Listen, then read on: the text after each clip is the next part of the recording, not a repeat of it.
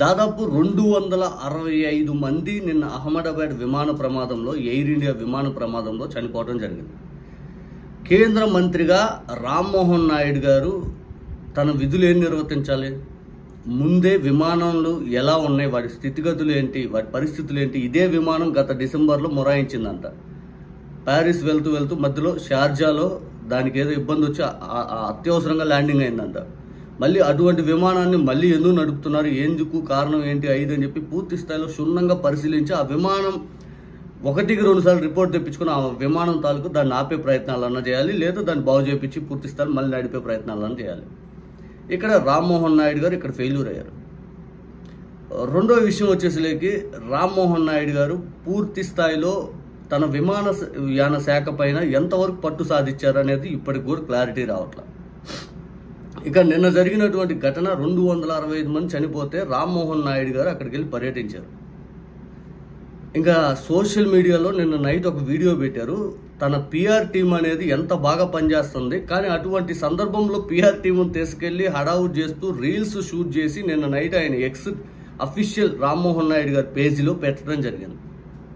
ఆ reel shoot ఒకటి తీసి దాని బ్యాక్గ్రౌండ్ మ్యూజిక్ యాడ్ చేసి ఆ రీల్ విపరీతంగా దాదాపు ఇప్పటికే 12 లక్షల మంది పైగా చూశాడు.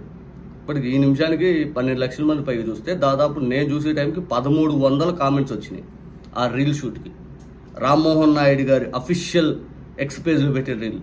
ఆ రీల్ కింద కామెంట్స్ చూస్తే ఒక్కరంటే ఒక్కరు కూడా రామ్మోహన్ నాయుడు గారి పనితీరును పొగిడిన దాఖలాలు లేవు.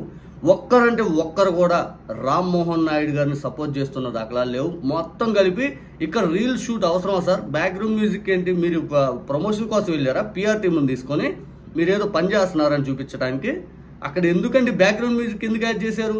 లేదు పూర్తి స్థాయిలో ఎందుకు రీల్ షూట్ ఎందుకు ఇప్పుడు అంత అవసరమైంది?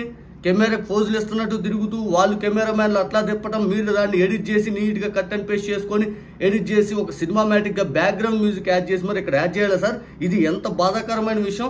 265 మంది ప్రాణాలు అయితే అంత గాల్లో కలిసిపోయి మన తప్పిదం అని ఒప్పుకోకుండా పూర్తి స్థాయిలో మీరు రీల్ షూట్ చేస్తారా అని చెప్పి రామ్మోహన్ నాయుడు గారి పైన దాదాపు నేను 1300 కామెంట్స్లో మ్యాక్సిమం నార్త్ ఇండియన్స్ అనండి, భారతదేశ వ్యాప్తంగా కామెంట్స్ పెడతారు కదా, ప్రతి ఒక్కరు రామ్మోహన్ నాయుడు గారిని తూర్పారు పడతా ఉన్నారు. తీవ్ర ఆగ్రహంతో ఉన్నారు రామ్మోహన్ నాయుడు గారి పైన. కేవలం రీల్ షూట్ చేయడం అంత దుర్మార్గమైన పని ఇంకోటి ఏమన్నా ఉంటుందా? రామ్మోహన్ నాయుడు గారు ఇంత దారుణమా? మీ శాఖ పైన మీకు ఏం పట్టు ఉంది అంటే మేము రీల్ షూట్ చేస్తామా? అసలు ఏంటండి ఇది? ఏంటి?